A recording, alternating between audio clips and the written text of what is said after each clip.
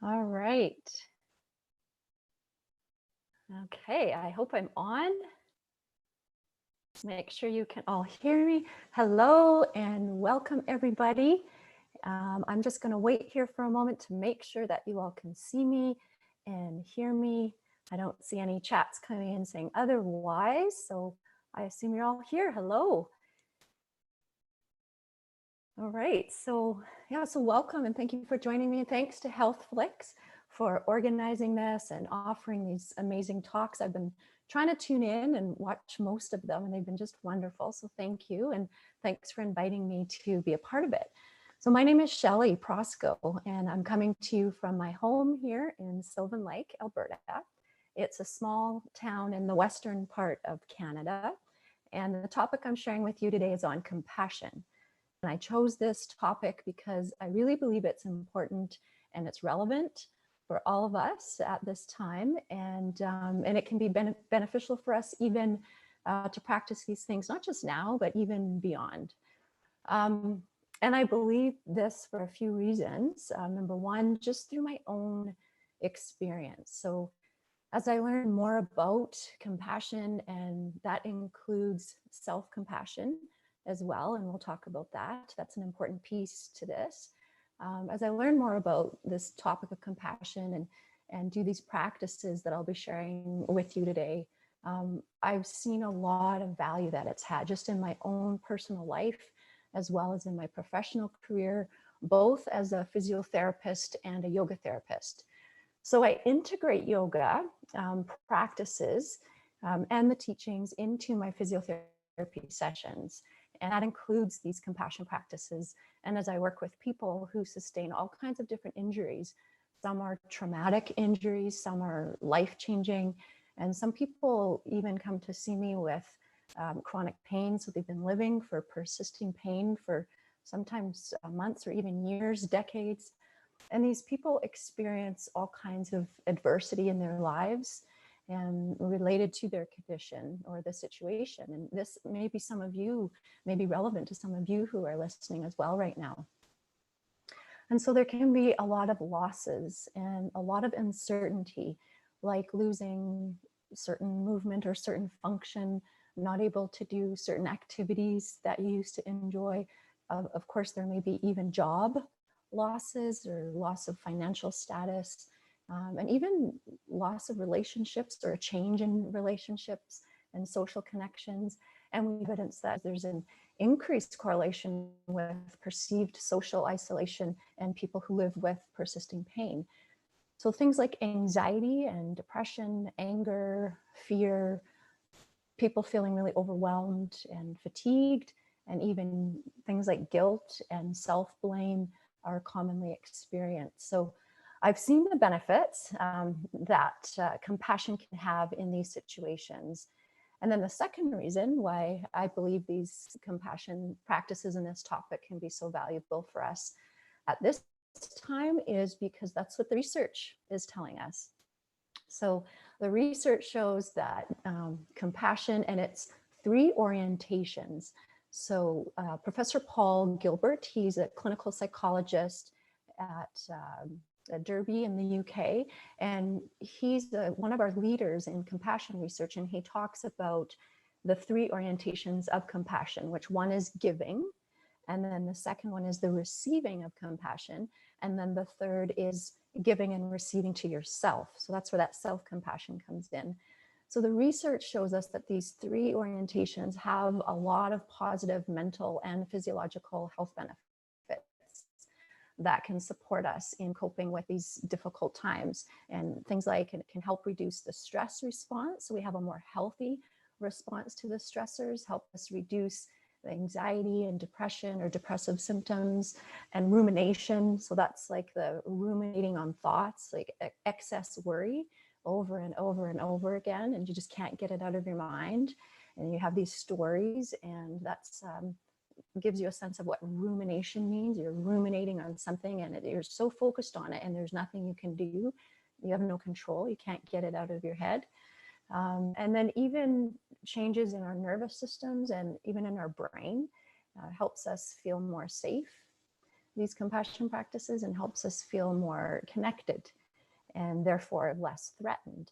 And if you think back to Dr. Dan Siegel's talk, highly recommended if you haven't seen it. He talks about reappraising the stressors and looking at our situation more as a challenge rather than a threat. So these compassion practices can help our systems look at this as well in a different way. And then there's benefits as well to our cardiovascular system and our immune systems. And then additionally, self-compassion. So there's research specifically on self-compassion, and we see that higher levels of self-compassion are associated with things like reduced perfectionism, which is really interesting. And if you have this sense of reduced perfectionism, then that goes along with a sense of reduced fear of failure and an increased likelihood to explore and try new things. So isn't that interesting that people who have been shown to have higher levels of self-compassion, so not being self-critical, but having a compassionate voice and response towards yourself, were more likely to be curious and try new things and to try again after we make a mistake.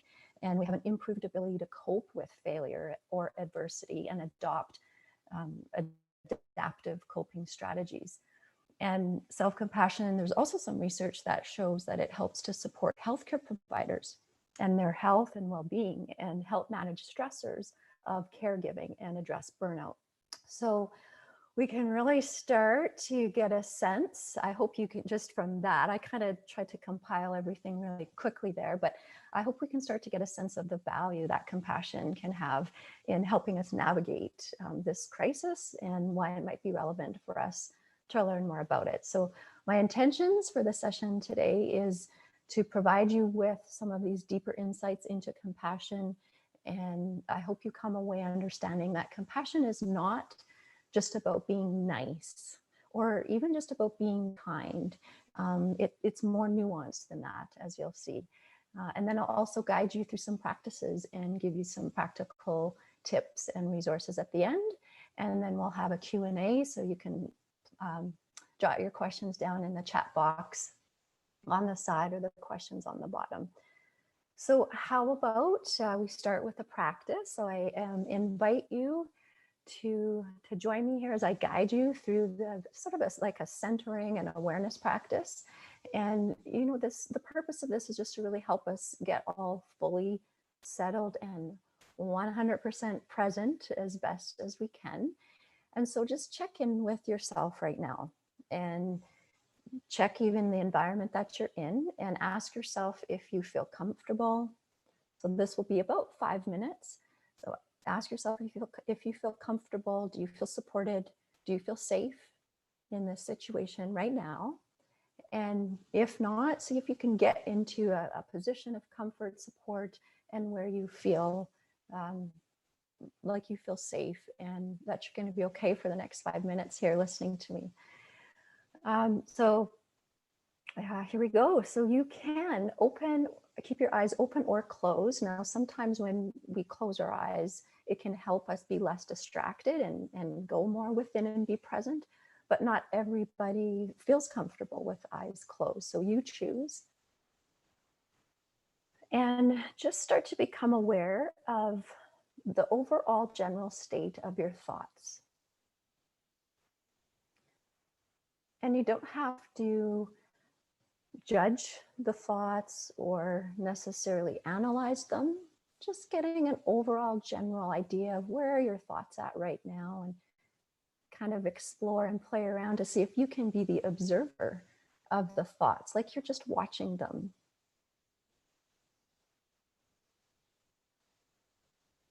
And then get an overall general sense of the state of your emotions right now. And maybe you even want to give a name to one or two of them, the most predominant ones you might be feeling. And if you don't know, that's okay too. So there's no right or wrong to this. And then get a sense of your overall state of your energy. Is it high, low, medium? And maybe you don't know, again, that's okay, but you're just kind of having fun and exploring, and see if you can get a sense of that overall energetic state, like that buzz that you know you're alive. And then bring your awareness to your breath. And you don't have to change it. You don't have to do anything with it. We're just being aware of it. Notice the rate and the pace. Notice the length of the inhale compared to the length of the exhale. Notice if there's a space or a pause between the inhale and exhale, or perhaps it's continuous.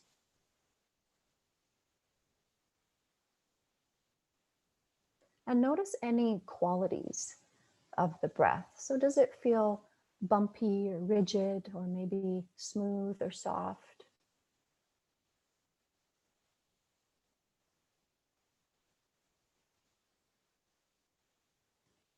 And notice the breath as it enters and exits the nostrils.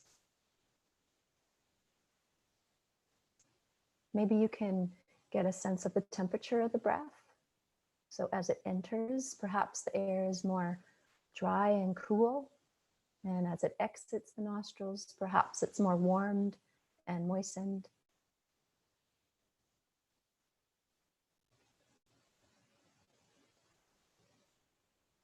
Maybe you can even hear the sound of your breath.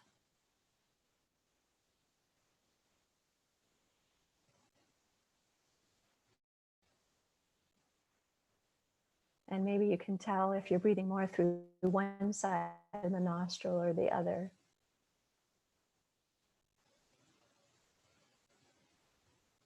And then notice how your breath is moving in your body. So some of the more obvious areas, like maybe through the abdomen or the chest or ribs. And then even some of the more subtle areas. Can you notice how the body is responding to the breath?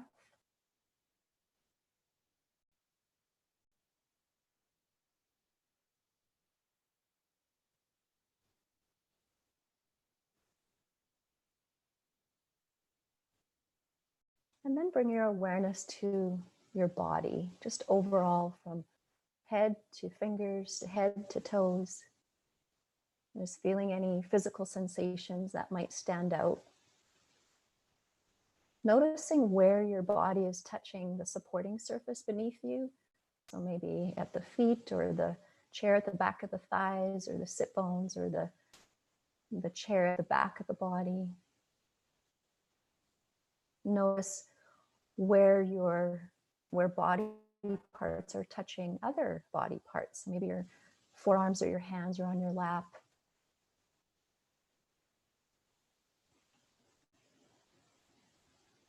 And then bring your awareness to your feet. So we're just going to practice to see if you can focus your attention.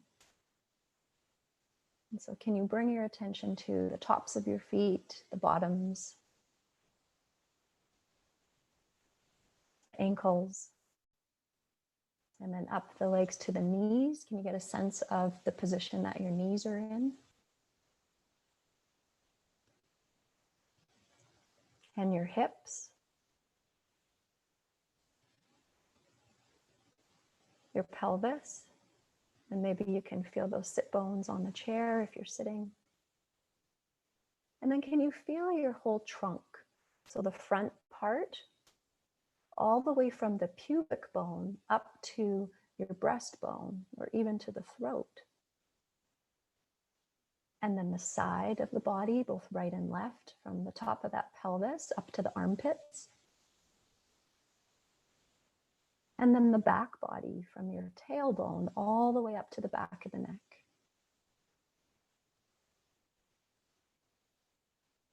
And then see if you can bring your awareness to your arms. And maybe just feeling whatever comes up. You feel maybe the temperature of them, the weight, any physical sensation or any qualities that come up, words, images. feel the elbows, the wrists, and then see if you can feel the palms of your hands and the backs of your hands. And even feel your fingers, the thumb, index, middle, ring, pinkies. Notice where there's space between your fingers and where they may be touching. And then bringing your awareness up towards the neck, so the sides of the neck, the back, the throat, and then all the way up to the head. So the back of the head, the forehead, the face. Get a sense of where your eyes are, your nose, your mouth. And then bring your awareness back to your breath. Again, just noticing it.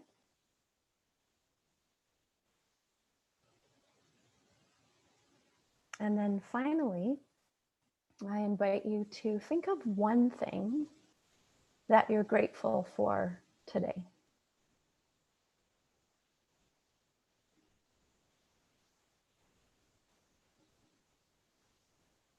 And when you're ready, you can open your eyes. And if you want to stay in the position you're in, if you were laying down, you can stay there as you listen, or you can come back to the screen here. So just kind of check in and see how you feel. Again, there's no right or wrong. We weren't looking for anything. I was just offering you an experience to get centered and present. And there was one more reason why I did that. There were a lot of different components to this practice. And it turns out that these components that I just guided you through do help support compassion to emerge. So isn't that kind of cool? Compassion is actually a process. And again, it has those three orientations that I talked about: the giving, the receiving, and the self-compassion. So compassion is not compassion unless you are included in that process. So defining compassion is a bit tricky. There's no one agreed upon definition. So some people talk about it as an emotion or motivation or desire or attitude. The working definition in the Oxford Handbook of Compassion Science, which is really our compendium of some of the leading compassion researchers, they talk about compassion having these components of first recognizing that you're struggling, whether it's someone else struggling or suffering or yourself, and then having the desire or the motivation to alleviate that suffering or that struggle. But some of the research say this is a limiting definition because, again, compassion is not just this emotion or this motivation or desire or an attitude. There also has to be a behavioral component. And I really appreciate Joan Halifax's work. She's a Zen Buddhist teacher, an anthropologist, an ecologist. And she has this model of an active compassion. And she describes compassion as more of a dynamic process. So it includes certain elements. So it's this idea that when we practice these elements, some of what we just practiced, that when we practice those elements, they lead to a compassionate response, or they prime for compassion. So that this, she calls it this compassion wisdom that emerges from the process. And it's a response that's ethical and it's unique to the context of the present situation of that particular moment. So compassion is not a canned response or a predetermined behavior. So what might be a compassionate action one day may not be on another, even though the situations may be similar. So it really depends on the context. So I'll give you an example.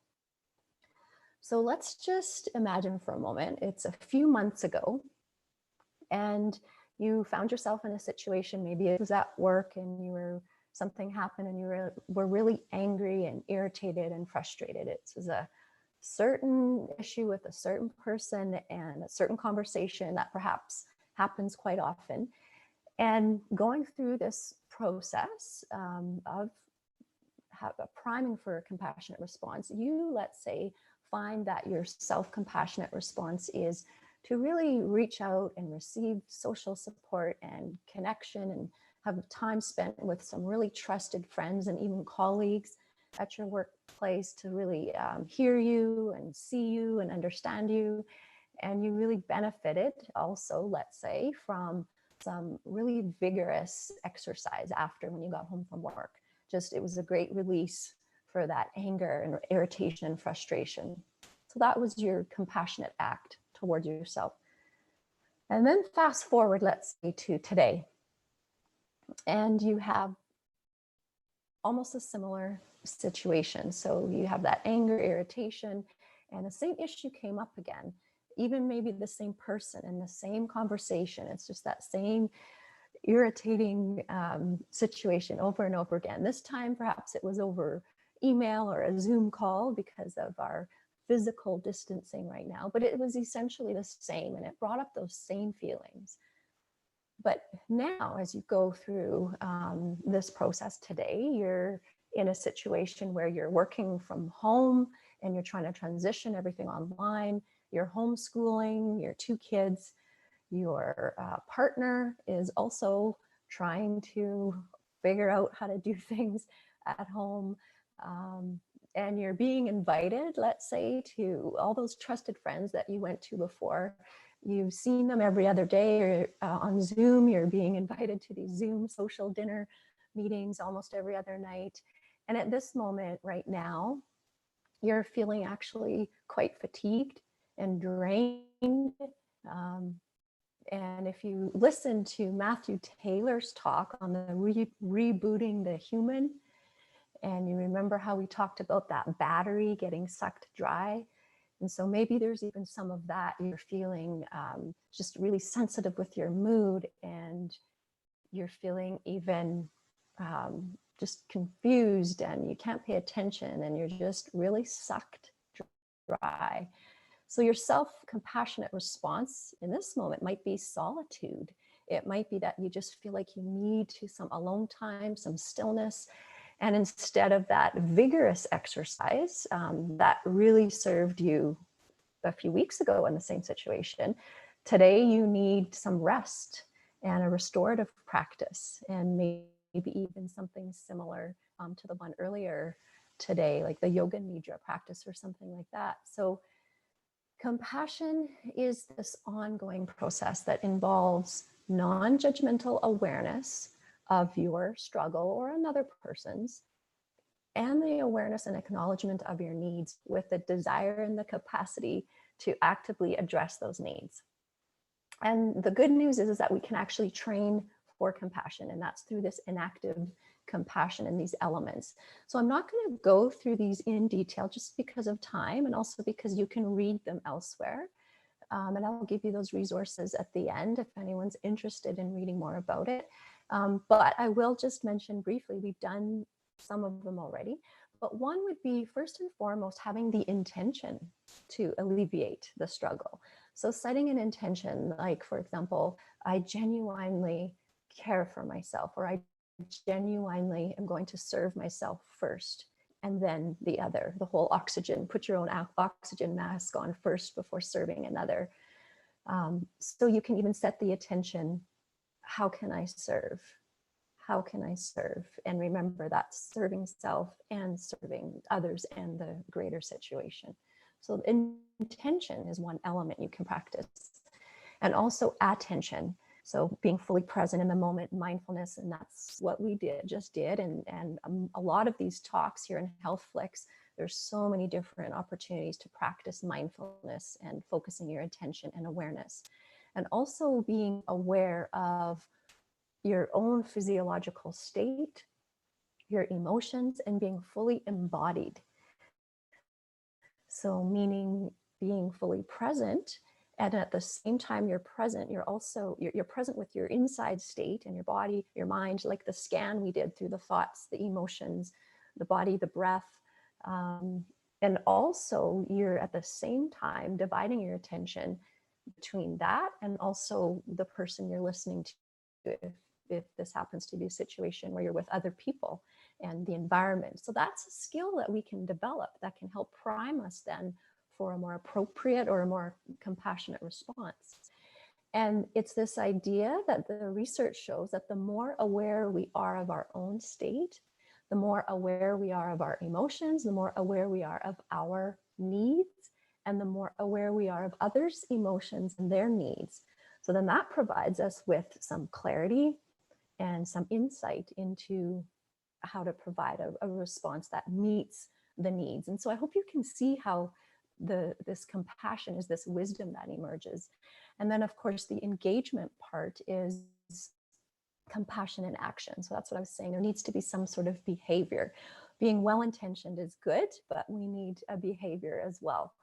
And that could be just to keep in mind, it's not always easy. So compassion may even require some courage to meet those needs. And that might include saying yes or asking for help. It might include saying no or setting boundaries or just doing something different than you're used to. It might include active listening of another person or allowing space. So instead of rushing in to try to fix or change the situation or what you're feeling or what someone else is feeling, is just to be this compassionate presence.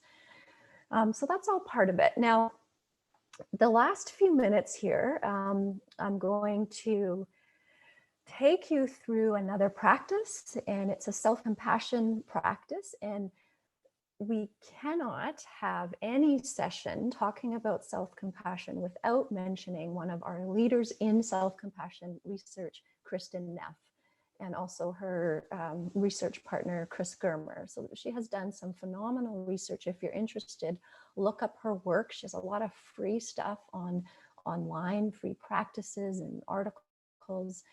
And so she looks at self-compassion as having these three components: mindfulness, common humanity, and kindness. And we're looking at, again, that compassion turned inward. So cultivating this, the first part, mindfulness, again, it's the common theme in many of these talks. So it's that being fully present and aware. But it's this idea that when you're in a moment of struggle, believe it or not, sometimes we don't actually realize it. We kind of just push it down, and we maybe ignore that we're really struggling right now, and this is really hard. And it could be a variety of reasons, but it could be that we just feel like we're not doing it right, whatever it is. But we might blame ourselves, or others may blame us for, let's give you an example here of our current times.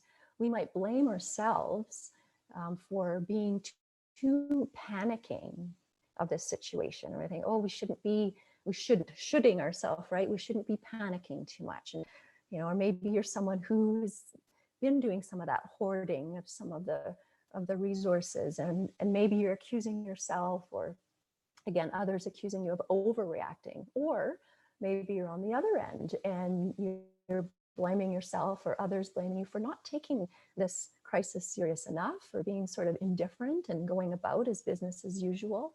And then, or maybe you feel guilty for feeling some joy, or something that you're doing, and you just don't feel like maybe you should. So it's this idea, the first part of the self-compassion, it's this idea that mindfulness is first just recognizing that you're struggling and that this is really hard. And then the second part is the common humanity. And this is really important. And this is what's really helped me, in my own personal life. And that's just knowing that we're not alone. So it's just part of being human. We make mistakes. That's part of what connects us, is that we're so, imperfect. And we do things and say things sometimes that we shouldn't, or we wish we wouldn't have, or sometimes we don't say things or do things that we wish we would have. That's just part of being human. And then the third part is the kindness. And that's where we then look at some kind of gesture towards ourselves that helps to comfort us. And this takes some practice, because everybody has, we have different preferences. So some things may feel awkward or uncomfortable to you, and not not nurturing at all. So you have to find what works for you. It could be some kind of a mantra. It could be a certain gesture, hands to your heart. Sometimes can just feel nice, or like some kind of rocking or stroking, or maybe, like I said, it's just telling yourself, you know, I'm just human. I'm good. I'm safe. I'm okay. Whatever works for you. The behavior or the kindness behavior could also be leaving the situation. So maybe you're at a place where you feel like you need to remove yourself, go to the restroom, and you just need some space. So that could be looked at as kindness as well. So here's the last little bit here with the practice that I'd like to take you through. So again, you can have your eyes opened or closed, but sometimes closed can really help you go within and avoid the distractions. And so if you can, bring up something that you're struggling with right now. So something that's really hard for you. And we try not to bring up something that's really, really overwhelming, that would really overwhelm or stress your system too much right now. But we still want it to be something that's uncomfortable for you and makes you feel a little on edge. So something that's bothering you and you're working hard through. And bring up as much of the details as you can. So who else is there, what's being said, and perhaps it's just you, but whatever the situation, what are the words being said? Where's the environment?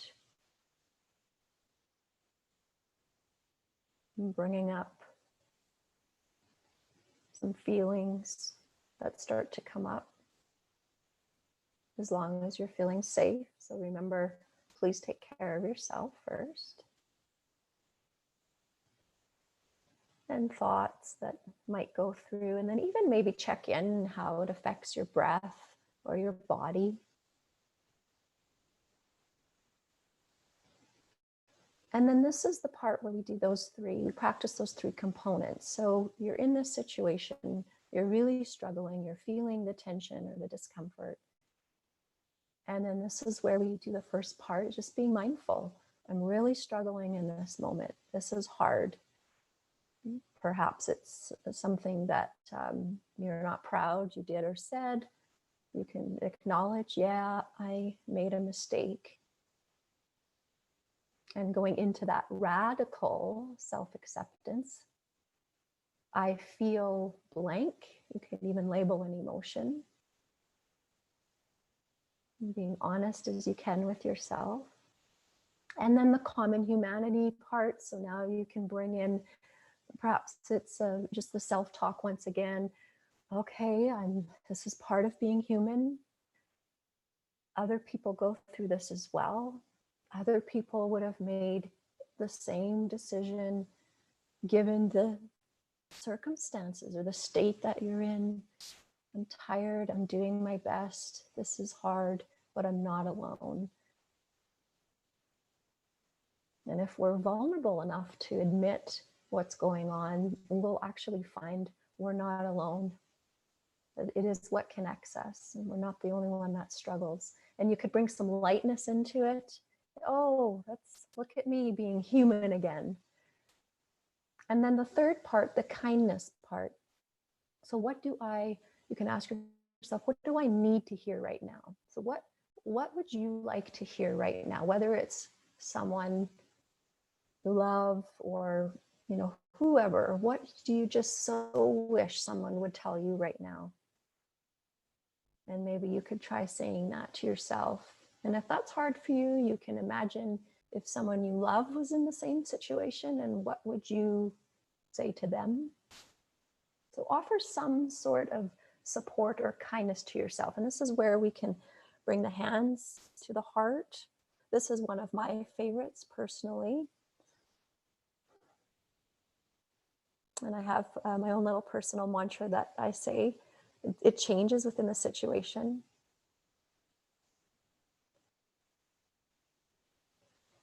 And other ones, like I said, can be caressing, both arms, one arm. Another one I'll share with you that I do.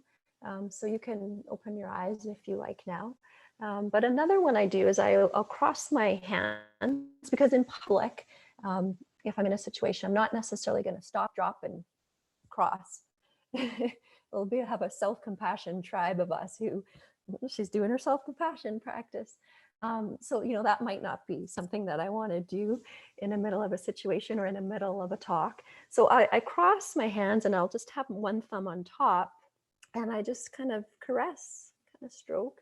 And I'm just down here and just, it's that stroking. It sort of feels like, my parent, my mom, just kind of stroking and saying they're there and nurturing and nourishing. So that's just my own personal thing, but you can choose your own. Okay, so just the last little bit here before I take some questions. I just have a few things that I want to remind you of. A sense of safety, and we're going to have Stephen Porges talk about polyvagal and safety, and I think even Sue Carter is going to be talking about self-love, and that's the science behind that. We need this sense of safety for our brains and our systems to have what we call the social engagement system, and to feel or to be able to have compassion to emerge from that, again, whether it's for others or towards ourselves. And there can be fears and blocks and resistances to giving and receiving compassion. So that's really interesting. And like I said, the good news is, though, is that we can train compassion if we struggle with giving or receiving it to others or ourselves. So for the practices, we did that awareness one at the beginning. And there's, like I said, a lot of components in there that help prime for compassion. And then we just did this self-compassion practice. And since I'm running out of time and I want to leave enough for questions, I'm not going to take you through this one, but you can try it. You can try it out. You can replay this after and take some time.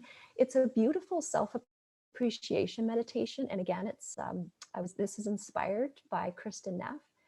And you just think about two things you're grateful for, that you appreciate about yourself, and you spend some time finding those two.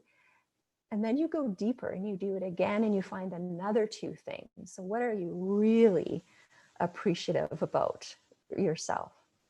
And then once you've got that, then you think even further and you think about who has influenced these aspects about you, living or not. So a teacher, a coach, parent, friend, an author. So maybe it's someone you've never met, but that's just inspired you. And then you think of one or two or however many of those people, and you can bring them to your heart and hold them. And then you send great appreciation and gratitude towards them. It's a beautiful practice.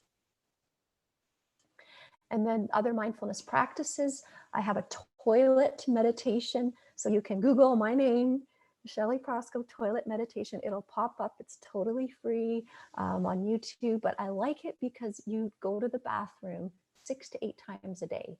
So there's an acronym for it, and it's just something that you can do to be mindful. There's many, many others. Finding your anchor is good. Maybe you just want to use that breath as your anchor, or your feet to the ground. Maybe that's your go-to. And then the last two here is just the loving kindness meditation. So we can't have a compassion talk without talking about the loving kindness meditation. That is one of the most studied compassionate practices in the research. Google that.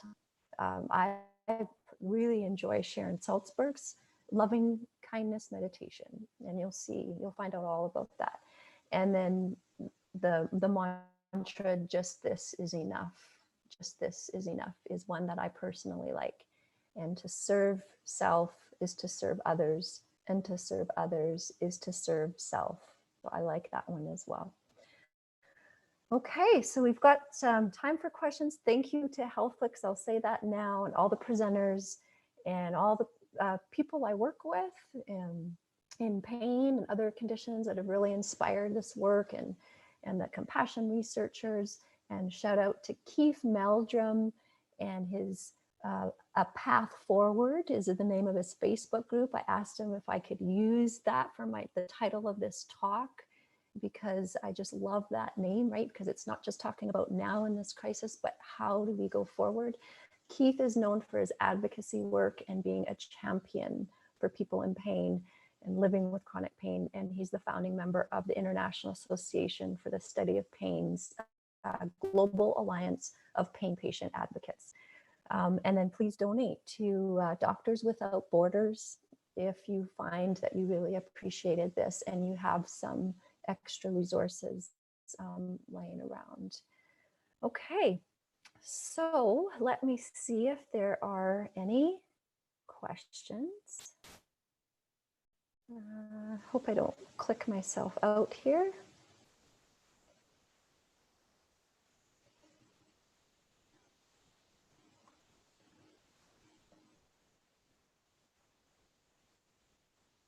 Okay, so I don't know that I see any.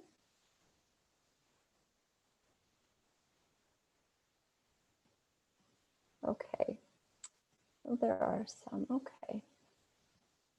Would you be able to share any of the names and the links you have spoken about?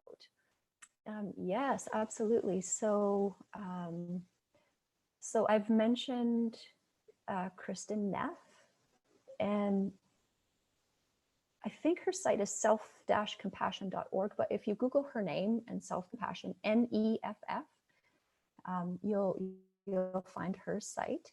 And I also would like to shout out to Matthew Taylor. So he has the, remember I talked about Joan Halifax and her model of inactive compassion and those elements. So Matthew talks about this in his book, Yoga Therapy as a Creative Response to Pain. I do have, I've also co-edited a book, and I have a chapter on compassion in pain care. And I go through as well those 6 elements, and I parallel them to different yoga practices. And so you can look at that. And then Joan Halifax, so just like it sounds, Halifax, you can Google her name, and you can also Google inactive compassion, and you can find different articles online. I can also probably, after this is done, I don't know if I can, if I do it right now, I think it'll take too long for me to figure it out, but I could share that link to Joan's work after. And then if you can think of something else that I mentioned, trying to think of any other links. Those are the main ones. Anything else, anybody?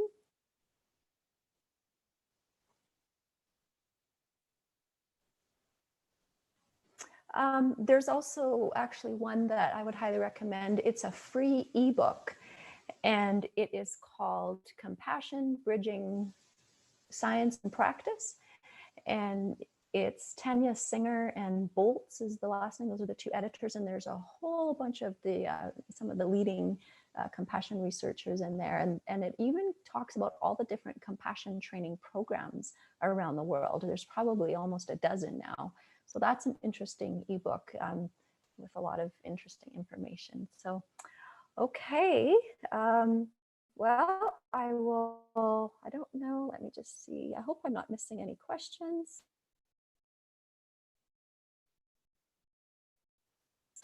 Okay, so I guess that's probably about all. Yeah, you're welcome. Thank you. Okay, that's great. And contact me. So, oh, there's one more. Yes, Felipa, compassion bridging practice and science. Actually, I can probably, I think I'm the last person here. So we're not in a huge rush. There we go. So I found it. Compassion bridging practice and science. So I'm going to, let's see if I can even type it in here. I'm just trying this. Chat, answer live. I'm not sure. Sorry, everybody. I'm trying to figure out how I can put this on the chat screen. Oh, here it is. This is funny for figuring all this out. There we go. There's the compassion bridging practice in science. There's that link. Okay, so I guess that's also. Thank you very much, everybody. You can contact me if you find you have questions later, if you're watching the replay here at physioyoga.ca. Okay. Yes, Tara Brack is another. She's amazing. Thank you.